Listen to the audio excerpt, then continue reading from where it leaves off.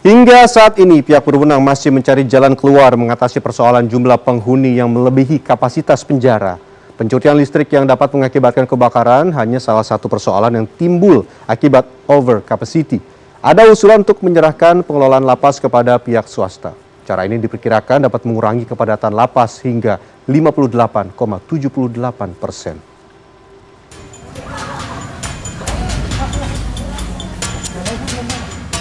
Darsih tidak pernah menyangka percakapan lewat video pada Selasa malam jadi percakapan terakhirnya dengan sang suami. Pesan untuk beristirahat dan menjaga kesehatan menjadi kata-kata terakhir Hadianto bin Ramli sebelum meninggal dunia. Hadianto adalah salah satu korban kebakaran di Lapas Kelas 1 Tangerang, Banten, Rabu dini hari. Kesedihan keluarga narapidana ini menambah panjang catatan kebakaran di dalam penjara tanah air. Selain dipicu kerusuhan, kebakaran di dalam lapas juga timbul akibat korsleting listrik. Masalah listrik inilah yang diduga terjadi pada kebakaran di Lapas Tangerang. Dikutip dari cnnindonesia.com, Menteri Hukum dan HAM Yasona Lauli mengungkapkan, instalasi listrik di Lapas Tangerang belum pernah dibenahi sejak berdiri pada 1972. Padahal penambahan daya listrik pernah dilakukan di lapas. Dan atas nama Kementerian Hukum dan HAM, secara khusus Direktorat Jenderal Pemasyarakatan, saya meminta maaf atas kejadian ini, kejadian yang tidak kita inginkan ini. Maaf kepada seluruh keluarga, baik yang meninggal dan juga korban luka akibat dari musibah yang terjadi. Salah satu penyebab kebakaran yang kini diselidiki adalah kemungkinan adanya modifikasi jaringan listrik untuk kebutuhan sehari-hari para tahanan. Modifikasi ini rupanya lazim dilakukan. Di sejumlah lapas di tanah air ditemukan jaringan listrik ilegal. Salah satunya di Lembaga Pemasyarakatan Kelas 1 Kedung Pane, Semarang, Jawa Tengah. Petugas menemukannya ketika melakukan pengecekan pada Kamis siang. Sambungan ditemukan di 4 blok. Para narapidana menggunakan untuk menghidupkan pompa di kolam ikan dan perabot elektronik rakitan. Padahal jaringan listrik ilegal berpotensi menimbulkan hubungan arus pendek yang seringkali memicu kebakaran. Sebagai tambahan informasi, Lapas Kedung Pane Semarang juga mengalami overcapacity.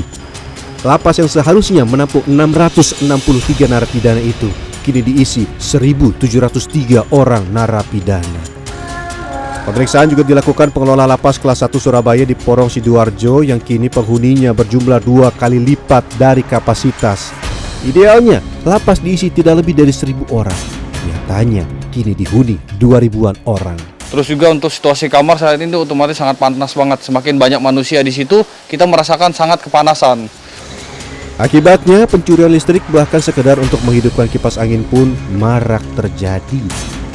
Kipas angin ibarat kebutuhan pokok untuk mengatasi panasnya ruangan yang penuh sesak akibat banyaknya penghuni. Apalagi sekarang suasana musim kemarau panas. Kami membutuhkan kipas angin, listrik biar adem.